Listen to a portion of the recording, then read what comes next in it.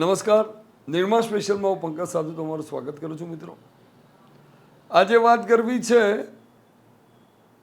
એ system વિશેની કે જે લોકો અમેરિકા આરામથી લોકોને મોકલી દે છે, અને એ લોકોની કે જે લોકો ભારતમાં આવી ગયા પછી બી એને મોકલનારા કહે છે કે આ લોકો 2 મહિના પછી પાછા ત્યાં હશે.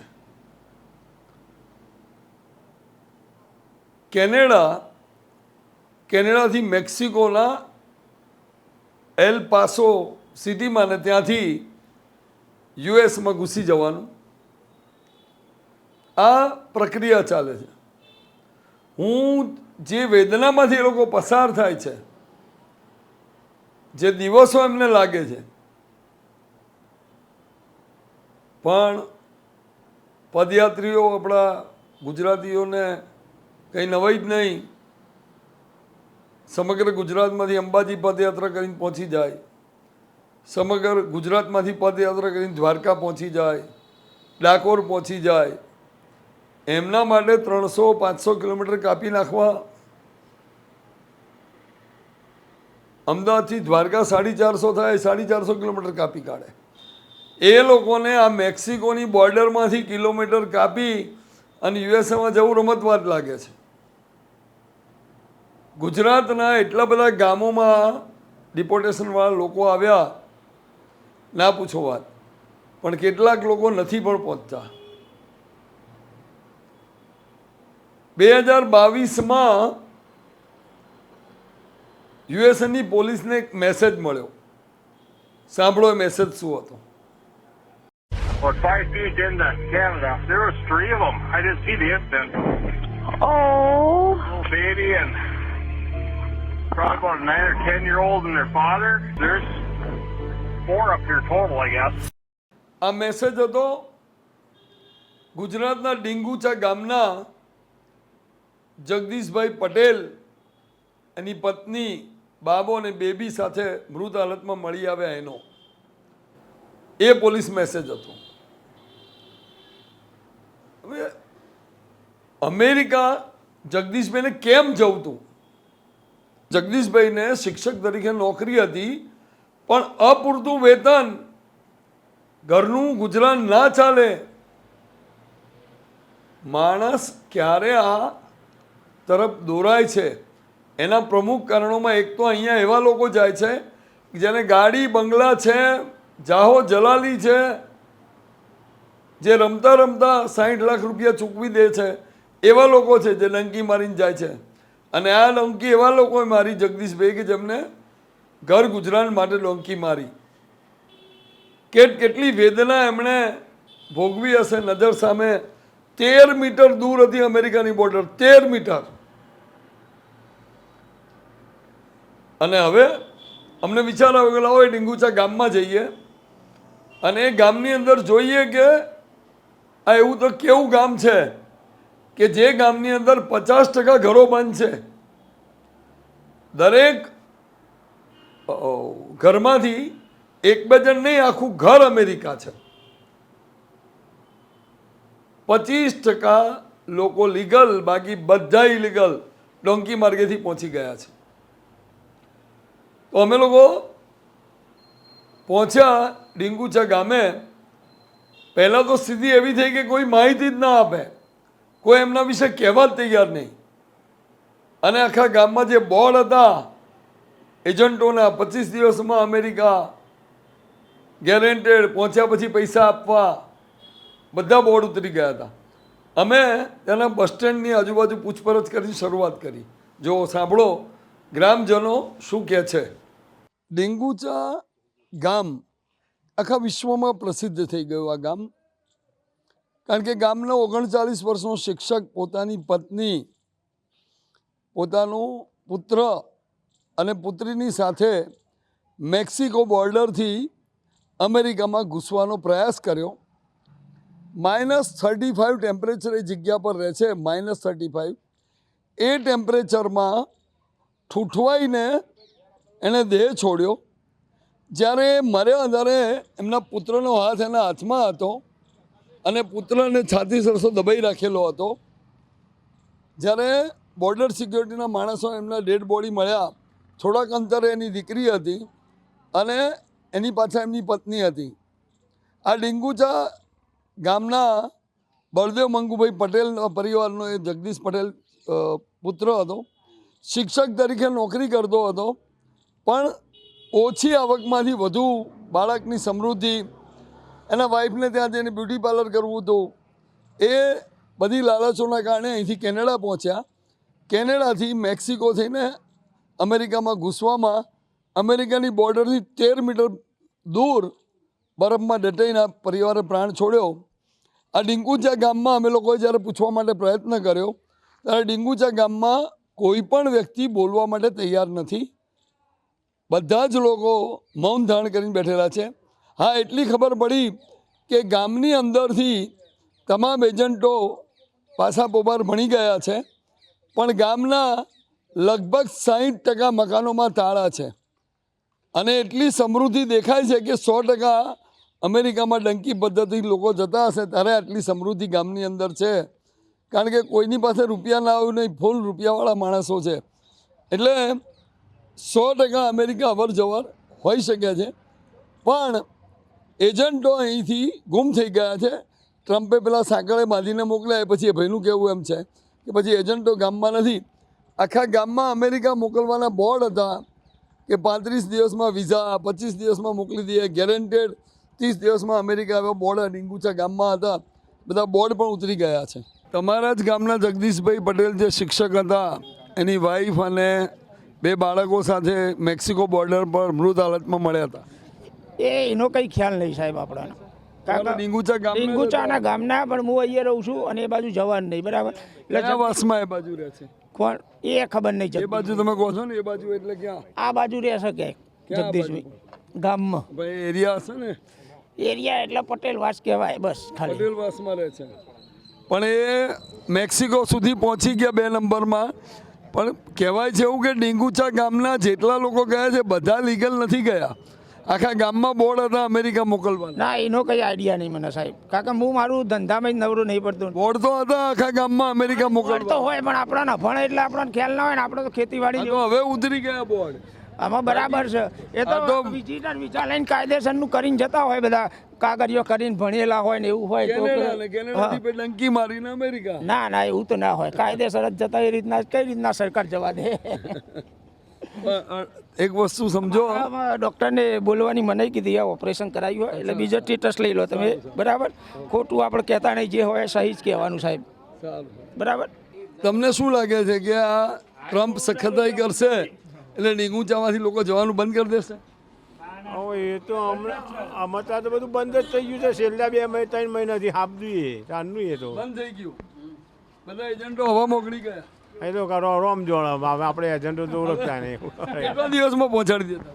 હા, એ તો અમને ખબર જ નહીં ભાઈ. હું અમારે કોઈ જવાનું નહીં અમેરિકા. ઓકે, અચ્છા, હા, હવે બધા થાકી ગયા. જે જ્યાંથી શોખ શાંતિ રોય.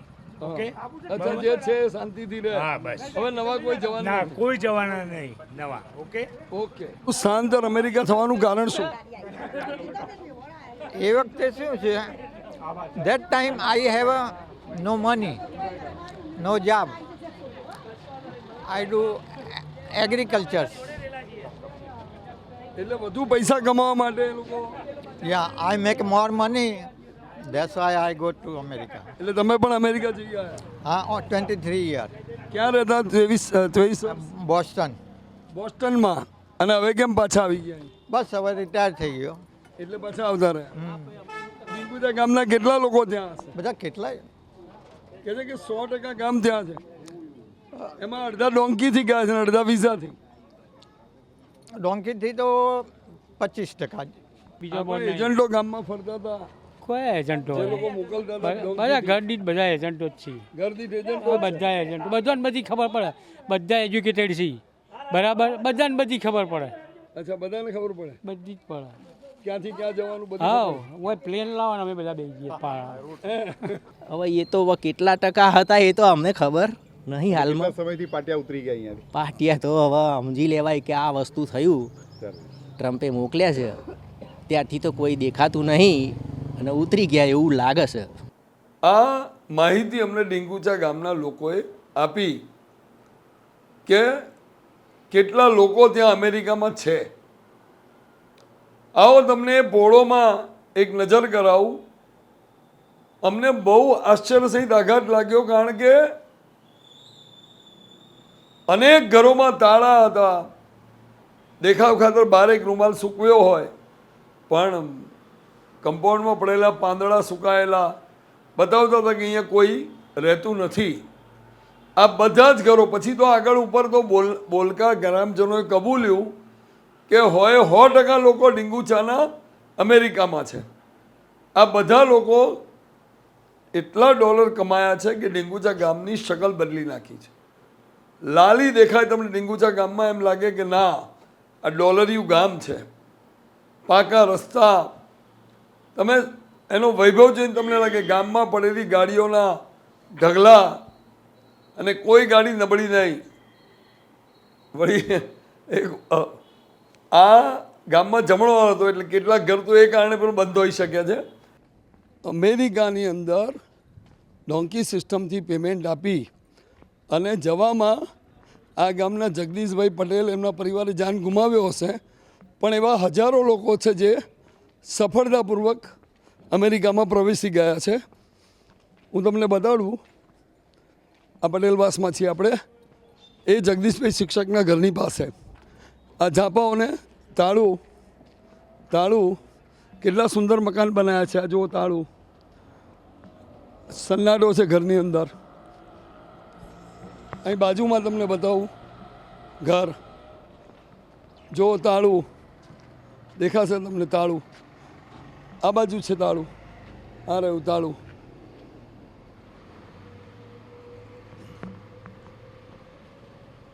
ન કેવલ માત્ર અમને વિચાર આવ્યો છે, નિર્માણ સ્પેશિયલની ટીમને તો વિચાર આવ્યો, પણ એવું સ્વિટ્ઝરલેન્ડની એક પત્રકારને પણ વિચાર આવ્યો કે શું કારણે આટલા લોકો ડિપોર્ટ થયા છે, એવી તો શું સમસ્યા છે એમના જીવનમાં, કઈ તકલીફ ગ્રામજનો ભોગવી રહ્યા છે. તો જે નિર્માણ સ્પેશિયલની ટીમ જે વિઝનથી એ ગામને જોવા ગઈ હતી, એ જ વિઝનથી સ્વિટ્ઝરલેન્ડની એક પત્રકાર પણ અમને ગામમાં ફરતી જોવા મળી, જે જાણવા અને જોવાનો પ્રયત્ન કરતી હતી, લોકોની પાસેથી માહિતી લેવાનો પ્રયત્ન કરતી હતી કે કેવા સંજોગોમાં, કઈ આર્થિક સ્થિતિમાં, કઈ પરિસ્થિતિમાં લોકો કાયદેસર કે ગેરકાયદેસર રીતે યુએસએ જાય છે. અને આ એ ગામ કે જેમાં ત્યાં ગયેલા લોકોમાંથી એવા 4 એક પરિવારના સભ્યો જેનું કરુણ અવસાન થયું, એ બધાને મળવાનો પ્રયત્ન સ્વિટ્ઝરલેન્ડની પત્રકાર ત્યાં ફરીને કરતી હતી. અને અમે પણ એ અવસાન પામનાર જગદીશભાઈ પટેલના પિતા બળદેવભાઈ અને એમના સ્વજનની સાથે વાત કરવાનો પ્રયાસ કર્યો, ત્યારે એમણે આક્રોશ વ્યક્ત કર્યો કે છે પટેલો માટે નોકરી, જે અન્યાય છે, પટેલ અનામત નથી, એનો જોબ નથી મળતી, કોઈ જગ્યાએ છે નોકરી અમારા માટે. આ આક્રોશ સાથે એમના પરિવારે પુત્રના અવસાન છતાંય પોતાનો ઉભરો ઠાલવ્યો. મારી બાજુમાં છે જગદીશભાઈના પિતાશ્રી. માટે જે કોઈ લોકો આ રીતે ડોંકી સિસ્ટમથી બોર્ડરથી ચાલીને બરફમાં -35 ડિગ્રી ટેમ્પરેચરમાં જવાના સપના સેવતા હોય તો કેવો કરુણ અંજામ આવે છે. બળદેવભાઈ, માફ કરો, મારે કશું બોલવું નહીં. કશું બોલવું નહીં, મારે કંઈ ના કશું બોલવું નહીં. એક જ પુત્ર હતો કે બીજા પુત્ર છે? બધી વાત જ જવા દો ને. મને તમે આ બોલ્યા ને મને ટેન્શન આવી ગયું. અહીંયા અમેરિકા ના જાય વસ્તી તો એ ખાય શું? અહીંયા મોદી સરકાર કોઈ આપતી નહીં, કોઈ જોબો મળતી નહીં કોઈને. પટેલિયાને બીજી વસ્તીની જોબો મળે છે, અમને કોઈ જોબો મળતી નથી. અમેરિકા જવું જ પડે ને, બધા મોકલવા જ પડે ને. અહીં જમીનો કંઈ પાકતું નહીં, કોઈ નહેરોનું પાણી આવતા નહીં અમારી બાજુ, પછી શું ખાઈએ? કેટલા રૂપિયા ચૂકવે છે લોકો જવા માટે? 70 લાખ રૂપિયા ચૂકવશે એક જણના. એક જણા 70 લાખ? હા, 70 લાખ કરીને અમેરિકા જવું પડે. ના જાય શું ખાય? કેટલા દિવસે પહોંચાડે છે? હવે એ ખબર નહીં, 3 મહિને થાય, 6 મહિના થાય, 10 મહિના થાય. 10 મહિના થઈ જાય. હા, એજન્ટ ઉપર રહે આધાર. અચ્છા, કેશ ચૂકવો છો કે કેવી રીતે પેમેન્ટ કરવું પડે? પછી પહોંચ્યા પછી પેમેન્ટ કરવું પડે. પહોંચ્યા પછી પેમેન્ટ કરવાનું? અહીંયા ગામમાં જ કરી દેવાનું પેમેન્ટ કે ત્યાં? અહીંયા કરવાનું, ત્યાં કરવાનું. અચ્છા, બે જગ્યાએ કરવાનું. જગદીશભાઈના પિતા મારી બાજુમાં છે. એક આ ઘટનાને યાદ કરતા હોય તેમના ચહેરા પર વેદના ટપકવા લાગી અને દુઃખી થઈ ગયા કે મને કશું જ બોલવું નથી.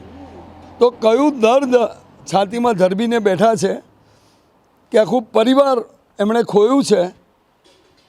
માટે મહેરબાની કરીને અંતમાં એટલું કહું કે આ દેશમાં થોડીક નાની મોટી મજૂરી કરી લેજો, પણ આવું ડોંકી સિસ્ટમથી વિઝા વગર અમેરિકા જવાનું સપનું જોશો નહીં.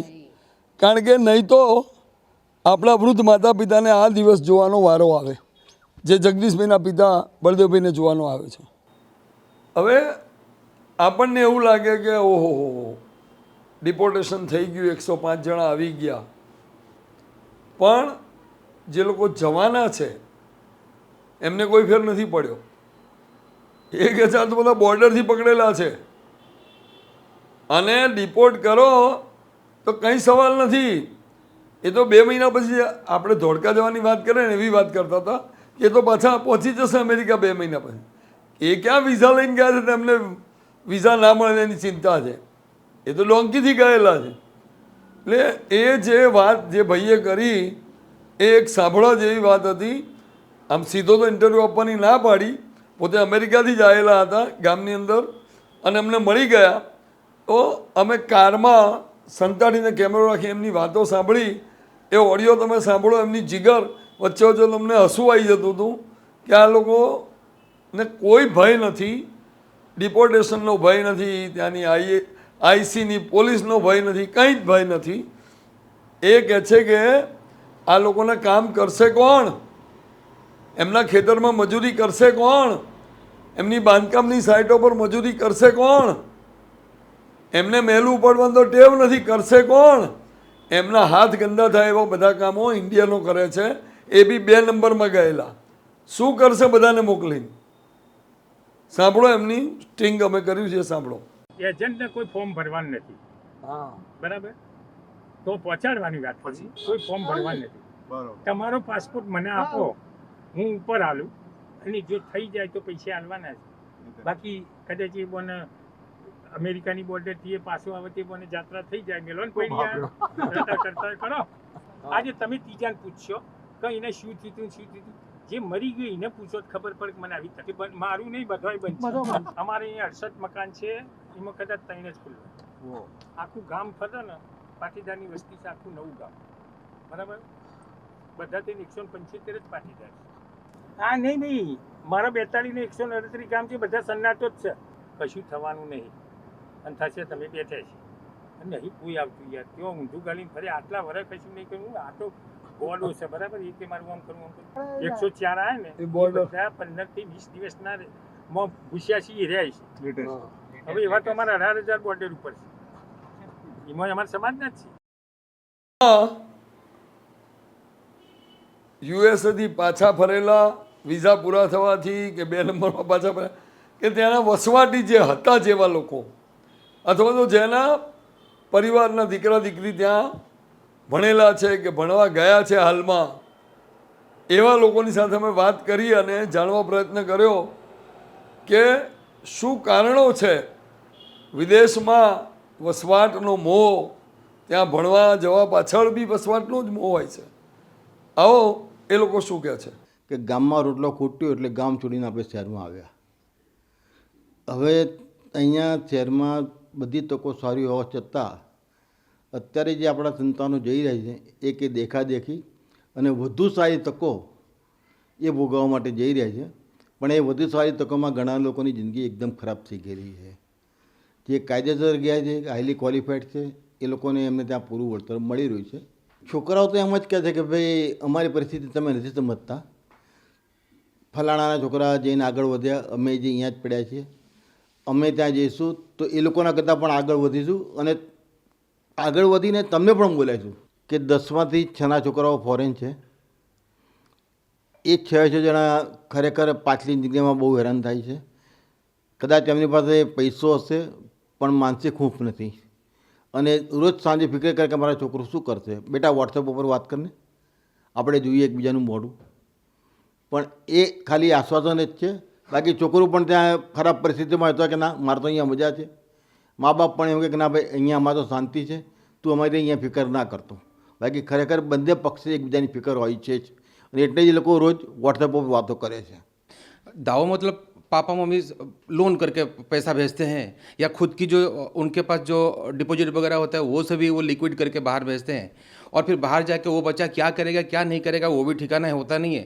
कभी वो लोग लीगल वे में जाते हैं, अगर लीगल वे में नहीं होता तो इलीगल वे में भी भेज देते हैं. तो ऑब्वियस बात है जो अपने इंटेंशन से जाते हैं बाहर कि हम लोग बहुत इनकम कर लेंगे, क्योंकि ये देखा देखी होता है नॉर्मल कि किसी के घर में कोई वहाँ पे गया और वो अगर वहाँ पे इनको बताया गया कि हाँ हम लोग इतना इनकम कर रहे हैं ये कर रहे हैं, तो फिर इनको लगता है कि हम लोग भी जाएंगे और वो सिमिलर लाइन ऑफ एक्टिविटीज़ करके वहाँ पे भी इनकम करेंगे, बट वो होता नहीं है नॉर्मली. फिर ये सिचुएशन होता है कभी ऑस्ट्रेलिया में अपने लोग मरे जाते हैं, कभी और किसी कंट्री में कनाडा में जाते हैं तो वहाँ पे फिर हालत ख़राब होती है. अभी ट्रम्प गवर्नमेंट आया तो वो अपने हिसाब से प्लान करेगा, तो फिर उसके हिसाब से मेरा भी रिलेटिव बाहर है, पर अभी उनका भी मेरे पास फ़ोन आता है तो वो लोग भी बोलते हैं कि अभी जो सिचुएशन है वहाँ पे इंडियन का अच्छा नहीं है. अभी तो ऐसा भी कुछ सुनाई दे रहा है कि जो वहाँ पे भी बर्न है, जैसे पहले आपने को सिटीजनशिप आराम से मिल जाता था अगर वहाँ पे बच्चे बर्न होते, बट अभी वो सिचुएशन है नहीं. अभी तो वो भी सुनाई दे रहा है कि अभी वो लोगों को भी वो सिटीजनशिप भी निकालेंगे. કે એક તો પૈસા કમાવા માટે, સારું જીવન જીવવા માટે, એમના મહેનતનું ફળ ત્યાં આગળ સારી રીતે મળી શકે છે એ લોકો એવું વિચારે છે. પ્લસ તેનું જે મેડિકલ સિસ્ટમ છે એ આવા 3-4 મુદ્દાના હિસાબે લોકો ત્યાં જવા માટે પ્રેરાય છે. પણ એની સામે આપણે એ બી કહી શકીએ જેને જોડે જવાની શક્તિ નથી અને મા બાપ જોડે છોકરાઓ જીદ કરીને જાય છે, મા બાપના 25 લાખ 50 લાખ રૂપિયા ખર્ચીને જાય છે અને આના માટે મા બાપો દેવું બી કરે છે, પોતાના ઘર બહાર વેચવા માટે અથવા તો ગીરે મૂકવા માટેનું કરે છે. અચ્છા, એના પછી એ લોકો જે ત્યાં જાય અને એમની કેપેબિલિટી હોતી નથી, મતલબ કેપેસિટી નથી, તો એમને ત્યાં જઈને નકરી મજૂરી જ કરવાની છે અને તે છતાં બી એમને ખર્ચેલાનું વળતર મળશે કે નહીં મળે એ કોઈ ગેરંટી નથી. જે લોકો આવી રીતે જાય છે એ લોકોએ ખરેખર મારા હિસાબે આ વસ્તુને પ્રોત્સાહન ના આપવું જોઈએ. હમણાં જે અમારા સંબંધી ન્યૂઝીલેન્ડમાં ગયા હતા છોકરો કે ભાઈ અહીંયા સારું છે અને એજન્ટ થ્રુ ગયા હતા અને પૈસા ખર્ચીને ગયા તો અહીંયા 15 મહિનો રોકાયા પછી લાગ્યું કે ભાઈ આ તો મારો પોતાનો જ ખર્ચો નીકળે એવું છે, તો મારા ફેમિલીને હું અહીં કેવી રીતે લાવી શકીશ, તો 1-2 મહિનામાં પાછો આવ્યો ન્યૂઝીલેન્ડ જેવામાંથી. અત્યારની સરકાર હોય કે અગાઉની સરકાર, સૌથી પહેલાં એનો હું વાંક ગુનો ગણું છું. કારણ કે જે આપણે ત્યાં બુદ્ધિધન હતું એ બુદ્ધિધનને જ્યારે સેટ કરવાની વાત આવી ત્યારે આપણે વસ્તુસ્થિતિ એવી પેદા થઈ કે જે SC STના જે કોટા પછી પાછું OBCના કોટા આવ્યા, એટલે એનું જે બુદ્ધિધન હતું એને પોતાને એમ થઈ ગયું કે હવે આપણો અહીંયા ચાન્સ નથી, માટે જે ભણેલા ગણેલો વર્ગ છે એ ફોરેન જવા માંડ્યો. અચ્છા, એના બીજું વસ્તુ એવી હતી કે આજથી 50, 60, 70 વર્ષ પહેલાં ખેડા જિલ્લાના જે પટેલો ભણેલો ગણેલો વર્ગ અથવા હોશિયાર વર્ગ હતો, જે બુદ્ધિશાળી વર્ગ કહેવાતો હતો, એ પોતે ત્યાં જઈને સેટ થઈ ગયા અને હોટલો મોટલો પછી પેટ્રોલ પંપો એ બધા પોતે સેટ થવા માંડ્યા. મહેસાણા જિલ્લાના ઘણા બધા લોકો ખેંચાઈને 70 લાખ 1 કરોડ રૂપિયા લઈને ત્યાં જાય છે. મારા જ એક સંબંધી છે, એમનો એક છોકરો એ ત્યાં આવી રીતના ખેંચાઈને ગયો છે. હવે એટલી બધી ખરાબ હાલત છે એમની, મા બાપને ત્યાં અહીંયાથી જઈ શકતા નથી, મા બાપને ત્યાં બોલાવી શકતા નથી અને ત્યાં ખરાબ કન્ડિશન એવી થઈ ગઈ છે કે હવે જે ટ્રમ્પની આ જે નીતિ આવી છે એના કારણે કદાચ એમને પાછું આવવું પડે એવું છે કે ભાઈ આપણે લોકો ત્યાં જઈએ છીએ એટલે એટલી કરકસરને મહેનતથી એટલું તૈયાર કરીને આપણે ત્યાં બહુ સારી મહેનત કરીને પૈસો કમાયેલો છે. જે ફોરેનના લોકોના પેટમાં દુખે છે, જે અહીંયાથી ગયેલા છે એની મોટામાં મોટી તકલીફ એ છે કે ત્યાં સંતાનો હજુ જે ઇલીગલ ગયેલા છે સર્વાઈવ થઈ શકતા નથી. દાખલા તરીકે ત્યાંનો જે નોર્મલ રેટ હોય $15 $20 હોય, ત્યાં લોકો $6 $7 $8 પર અવર આપતા હોય છે, જેથી આપણા છોકરાઓ ત્યાં કચડાતા હોય છે અને અહીંયા મા બાપને મોકલી શકતા નથી હોતા. મા બાપે જે અહીંયા પૈસા ખર્ચા કર્યા હોય છે, બેંકોમાંથી લોનો લીધેલું હોય, જમીન ગીરવે મૂકી હોય અથવા ખેતીની આવક હોય એમાંથી પૈસા ખર્ચેલા હોય. આ માટે આ એકદમ વસ્તુ ડામાડોળ થઈ ગયેલી છે. એ ઈરાદે હું મને વિઝા મળ્યા એટલે હું અમેરિકા ગયો. અમેરિકા ગયા એટલે પહેલાં તો એમના અંકલને ત્યાં ગયા, પણ અમે અઠવાડિયું લેટ પડ્યા હતા એટલે ફોટોગ્રાફીનો કોર્સ બંધ થઈ ગયો. એટલે એમણે કહ્યું you have to come next year. એટલે અમે કીધું હવે નેક્સ્ટ યર કઈ રીતે? એટલે મારા કાકાએ કહ્યું મારા મિત્રના કે ભાઈ તમે કંઈ વાંધો નહીં, હવે આવ્યા છો, તમને 12 મહિનાના વિઝા મળી ગયા છે તો આપ રહો અહીંયા. અને અમે કહું રહીને શું કરું, બરાબર? એટલે એમણે પછી કહી હું એક જગ્યાએ જઉં છું. ત્યાં પરિસ્થિતિ કેવી છે, જે એમના કાકા 67 વર્ષે બી એમણે નોકરી કરવી પડે છે. ત્યાં પરિસ્થિતિ એવી છે, 67 વર્ષે તેઓ ગાડી ડ્રાઈવ કરે અને બધાને પિકઅપ કરી અને પછી જ્યાં ડેસ્ટિનેશન કામનું હોય એ લગભગ 8 કલાકનું ડ્રાઇવિંગ રોજ સવારે કરે. એટલે હું એમના ઘરે આવ્યો એટલે મને સવારે 5 વાગે ઉઠી જાય અને અમે બંને જણા ત્યાંથી નીકળીએ. બધાને પિકઅપ કરતાં અમે લગભગ 8 કે 9 વાગે ડેસ્ટિનેશન પર પેન્સિલ્વેનિયા પહોંચતા. અને ત્યાં પછી આખો દિવસ નસીબ એ સારું છે, પણ જે મિત્ર નહોતા એમને તો મજૂરી એટલે કેવી કે મોટા મોટા ડિપાર્ટમેન્ટ સ્ટોરમાં કોઈની શરમથી ઓળખાણથી નોકરી લગાડતા હતા, પણ એમને પૈસા એટલા પૂરતા નહોતા મળતા, રહેવાની જગ્યા નથી, તો એ લોકોએ ડિપાર્ટમેન્ટ સ્ટોર ચાલુ હોય ત્યાં સુધી નોકરી કરવાની અને પછી એ ડિપાર્ટમેન્ટ સ્ટોરની અંદર એક સ્ટોરમાં 5-5, 6-6 જણા 10 બાય 10ના રૂમમાં પડ્યા રહે. સવારે નોકરીનો ટાઈમ થાય એટલે પાછા જાય. એકચ્યુઅલી મારો સન બી કેનેડામાં છે, પણ એ બહુ વર્ષો પહેલાં ગયેલો છે. એટલે અત્યારે એ સ્ટુડન્ટ વિઝામાં ગયેલો. એને એ ટાઈમે જોબના ચાન્સીસ હતા અને એને જોબ બી સારી મળી ગઈ હતી. પણ અત્યારની પરિસ્થિતિ બહુ અલગ છે. એણે બી મને સ્પષ્ટ અત્યારે મારા ઘણા રિલેટિવ્સ મને કહે છે કે ભાઈ કેનેડા જવું તો જોબ મળશે કે કેમ, અને ઘણા બધા મને રેફરન્સ બી આપે છે કે તમારા સનને કહેજો કે મારે આ જોબનું સેટ કરે. 2018-19 પછી એટલી બધી પરિસ્થિતિ વર્સ છે ત્યાં આગળ કે સ્ટાર્ટિંગમાં સ્ટુડન્ટ વિઝામાં બી જઈને ત્યાં જોબ નથી મળતી અને છોકરાઓ પુષ્કળ હેરાન થાય છે. અહીંથી મોંઘી ફી બધા મા બાપના દેવાઓ કરીને ગયેલા હોય છે અને ત્યાં જઈને જોબ ના મળે. એક બાજુ એક્સપેન્સ ત્યાંનો કાઢવાનો, આપણે લોજિંગ બોર્ડિંગ બધો ખર્ચો આવે અને ઘણા બધા પાછા આવેલા છે. અને લોકો મને પોતાને રિક્વેસ્ટ કરે છે કે તમારા સનને કહો ક્યાંક જોબ મળતી હોય તો ટ્રાય કરે. 8 થી 10 જણા મારી પાસે અત્યારે રેફરન્સ છે, પણ કેનેડાની પરિસ્થિતિ બહુ ખરાબ છે. ત્યાં ગયા પછીનો સંઘર્ષ કેટલો છે? ત્યાં ગયા પછી ઘણો સંઘર્ષ છે. અત્યારે પહેલાં તો જોબ જ નથી મળતી, અને જોબ મળે તો એવી જગ્યાએ મળે છે કે આપણે એનું ડિસ્ક્રિપ્શન કરવું બહુ અઘરું છે. કારણ કે હોટલોમાં ત્યાં વાસણ ધોવાથી માંડી અત્યારે ખરાબ પરિસ્થિતિ છે. અને 2 વર્ષ થયા પછી બી એમનું ભણવાનું પૂરું થાય પછી બી એમને જે વર્કિંગ વિઝા મળે છે, પણ વર્કિંગમાં એમને લાયક જોબ મળતી નથી. એ સનાતન સત્ય છે. એટલે 2021 પછીની પરિસ્થિતિ જે કોરોનાની પછી આવી છે ત્યાં જોબના બહુ જ પ્રોબ્લેમ છે. એમાં બી અત્યારે જે આ લોકો પૈસા ખર્ચીને જાય છે તો મને ખરેખર સરપ્રાઈઝ થાય છે કે આ લોકો કરે છે શું ત્યાં જઈને. Totally labour. અને અહીંયા આગળ પેરેન્ટ્સ બધા આટલા બધા 80-90 લાખ રૂપિયા, કરોડ રૂપિયા આપીને જાય, એનું વ્યાજ કેટલું, ત્યાં જઈને શું કમાશે એ પછી ગેરંટી નથી. અને ત્યાં જઈને પાછા પૈસા પેરેન્ટ્સને તો મોકલવા પડે. એ કેવી રીતે મેનેજ કરે છે? I don't surprise. ખરેખર મને ખરેખર આ બધું નવાઈ લાગે છે કે લોકો કેવી રીતે જાય છે અને કેવું શું કરે છે. નિર્માણ સ્પેશિયલમાં આ હતી વાત અમેરિકામાં વસવાટના મોહની અને મોહભંગ થયેલા લોકોની અને ફરી ઘૂસવાની વાત કરતા હિંમતવાળા લોકોની. ફરી મળીશું આવતા સપ્તાહે. ત્યાં સુધી મને પંકજ સાધુને રજા આપશો. આવજો.